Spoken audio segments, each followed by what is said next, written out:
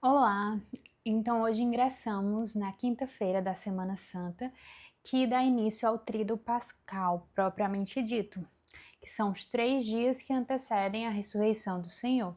Já contando com o sábado de Aleluia, em que à noite do sábado já celebramos essa vigília pascal que nos remete à ressurreição de Cristo, já que nós não sabemos a que hora da noite ele ressuscitou, mas como as mulheres foram encontrá-lo na primeira hora do dia, então sabemos que ele ressuscitou ao longo da noite, né? Mas a gente vai falar um pouco mais sobre isso no dia de sábado. Hoje é a Quinta-feira Santa, em que celebramos o lava-pés e a instituição da Eucaristia.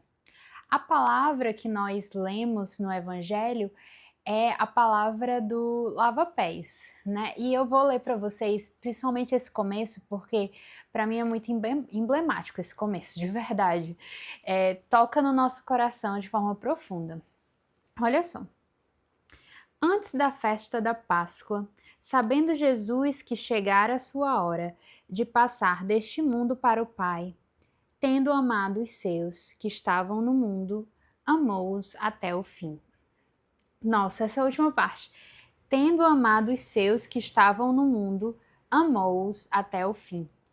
E eu acho que também de forma especial nessa. Porque é em João, né? Essa passagem de forma específica, João 13. E logo após tem toda aquela questão da traição de Judas e tudo.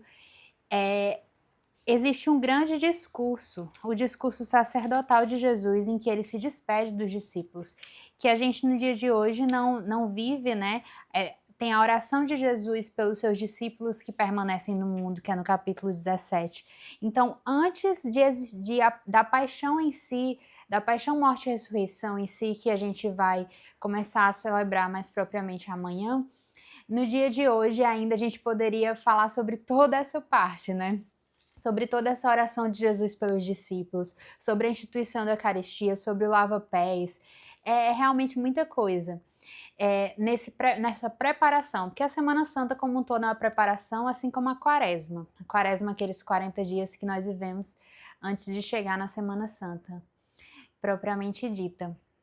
Mas eu vou começar falando um pouco do lava-pés e depois da instituição da Eucaristia. No lava-pés, como nós sabemos, é um momento de completa humildade e vivência do serviço que Jesus viveu. Ele quis nos mostrar como nós deveríamos viver após a sua ida, né? Porque ele sabia que os discípulos e também nós somos muito orgulhosos. Dizem que o orgulho é o último pecado a morrer, que assim, a gente morre e o orgulho só vai morrer umas 2, 3 horas depois que a gente morre. Porque ele sabia e ele ouviu quando João e Tiago quiseram sentar um à sua direita, outro à sua esquerda. A mãe deles pediu isso. Ele percebia os disse-me-disse entre os discípulos para saber quem era o maior entre eles. Então ele sabia que ele precisava dar o exemplo do serviço. Ele sabia que ele precisava não só dizer, mas também mostrar que ele tinha vindo ao mundo para nos servir. E o maior serviço que ele vai fazer é através da sua paixão, morte e ressurreição, que é a sua missão em si. Então, nós viemos a esse mundo para servir. A gente precisa apenas saber como nós vamos servir a Deus aqui neste mundo, né? Então, algumas pessoas vão servir através de profissões específicas, né? Que vão viver, como, por exemplo, medicina, direito, ser dentista, ser qualquer uma profissão. Precisamos tratar aquilo que nós fazemos e aquilo que nós vivemos aqui na Terra como a nossa missão, como uma vocação que Deus nos deu. Porque quando a gente não vive dessa forma, a gente vive uma vida mais triste e sem sentido.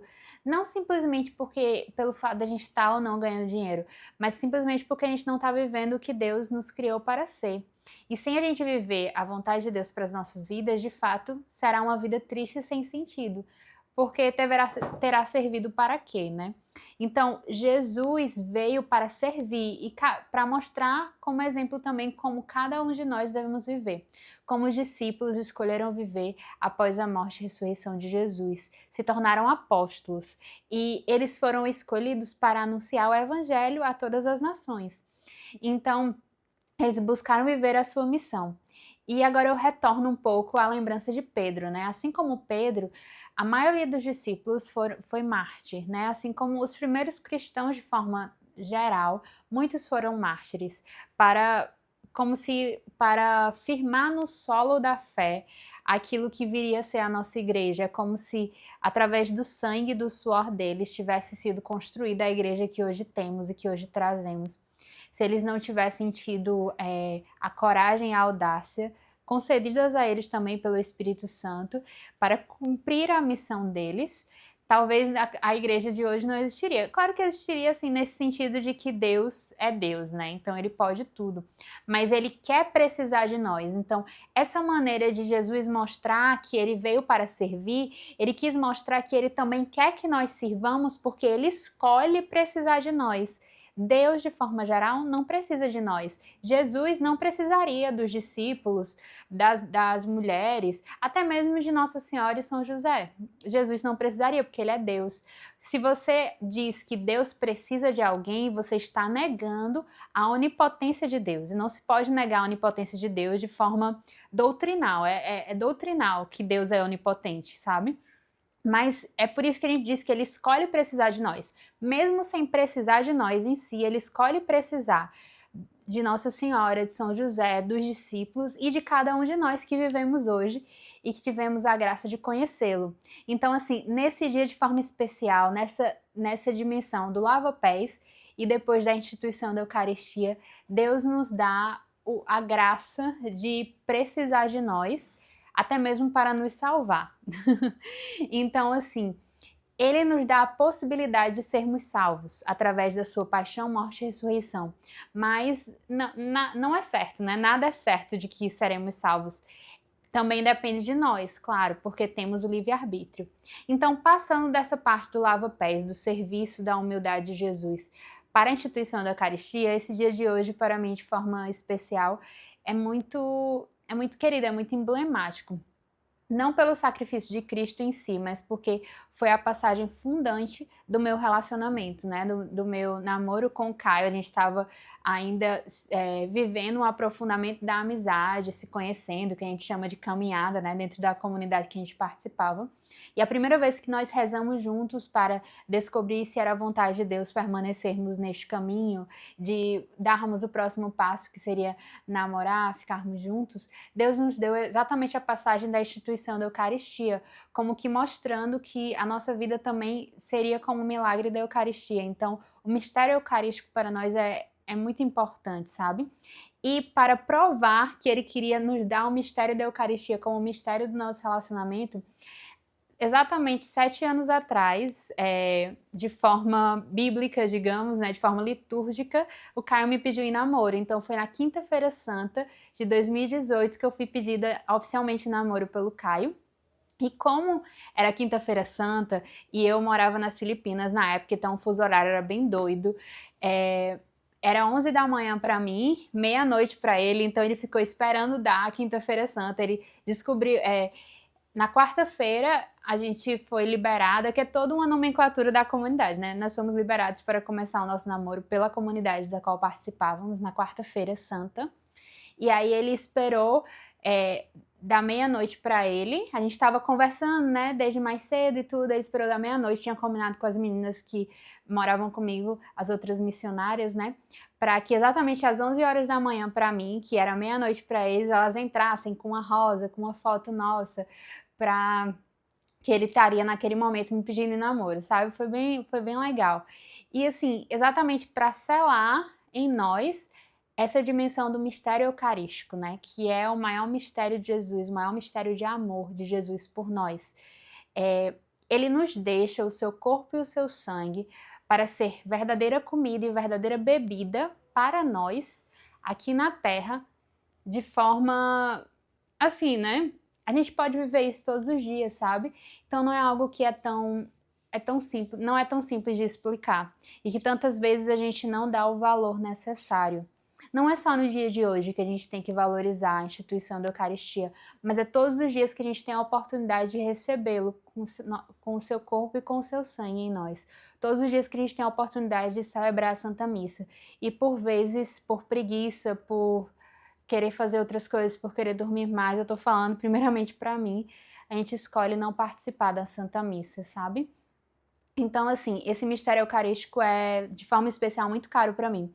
Como era um dia muito assim, né, quinta-feira da Semana Santa, no outro dia era sexta-feira, que é um dia mais dedicado ao silêncio, à introspecção, à oração, a gente escolheu só anunciar que a gente estava namorando, assim, nas redes sociais, só no domingo de Páscoa mesmo, né, depois da Vigília Pascal, em que Jesus havia se ressuscitado. Mas o dia mesmo que nós começamos a namorar foi na Quinta-feira Santa de 2018, que naquele ano foi dia 29 de março. Então, assim, o nosso aniversário de namoro é dia 29 de março. Só que o nosso aniversário litúrgico é hoje, no caso, na Quinta-feira Santa, digamos. É a mesma coisa que as pessoas têm o seu aniversário, né, o dia que elas nasceram, mas tem aquele aniversário do onomástico. Por exemplo, existe Santa Thaís, que é celebrada no dia 7, é dia 8 de outubro. Então, eu descobri que existe uma Santa Thaís que é celebrada nesse dia, sabe?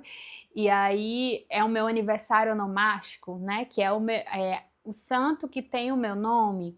Então, assim, no caso é o nosso aniversário de namoro litúrgico, sabe?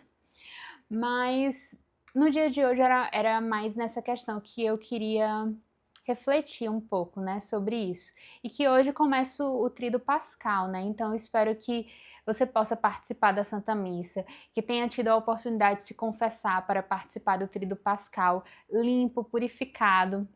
Nesse momento também do lava-pés, Deus fala dessa questão da purificação e que nem todos estavam puros, aí já vai remetendo a Judas, né? Porque por mais que Judas tenha participado do lava-pés, do momento do lava-pés, ele é como se ele tivesse sido purificado por Jesus externamente, mas ele não tivesse puro interiormente, porque ele já havia vendido Jesus por 30 moedas de prata, né? Só estava esperando o momento para entregá-lo. E Jesus já sabia disso. Então, ele faz um jogo de palavras, né? Entre limpo e puro, sabe? Então, assim, é bem interessante também refletir um pouco sobre isso. Mas como eu não quero ficar falando mais tanto sobre Judas, já falei ontem, antes de ontem e tudo, eu vou deixar por aqui esse vídeo. E nos próximos dias eu realmente vou entrar mais só para postar mesmo os vídeos de sexta e sábado, porque são dias que são mais dedicados ao silêncio e à oração. Então, esse é o convite que eu faço para você. Hoje, após participar da missa de lava-pés, é quando Jesus já é preso. Então, assim, na Quinta-feira Santa, à noite, depois que participamos da missa, eu não sei se você percebe esse momento, mas todas as partículas são recolhidas, porque na sexta-feira não teremos missa. A gente vai ter a distribuição da Eucaristia, mas não tem o sacrifício de Cristo no altar, porque a gente vai relembrar que logo após a Santa Ceia, logo após o lava-pés, a instituição da Eucaristia, Jesus, ele é levado para a prisão, então ele está preso. Então, desde que retornamos dessa Santa Missa, a gente precisa já viver um tempo de introspecção e assim estar mais em silêncio e em oração, até a Vigília Pascal, até o sábado de Aleluia. Então, no dia de amanhã e sábado, de forma especial, eu vou trazer também, além da leitura do Evangelho, eu vou trazer também leituras da patrística e de algumas outras leituras litúrgicas que nós temos na celebração, principalmente da vigília. Então, são leituras que são bem fortes. A patrística são escritos dos padres da igreja. Os padres da igreja foram os primeiros... foram aqueles primeiros, estavam presentes, eram alguns daqueles primeiros cristãos que foram santos, como Santo Agostinho, São João Crisóstomo. Então, são como que homilias desses primeiros santos, que são chamados padres da igreja, e que nós temos a riquíssima patrística. Então, eu vou trazê-la nos vídeos de amanhã e de sábado de forma especial, porque são leituras belíssimas para nos aprofundarmos aqui nos vídeos, certo? Então, espero que você possa viver bem esse Tríduo Pascal e até amanhã.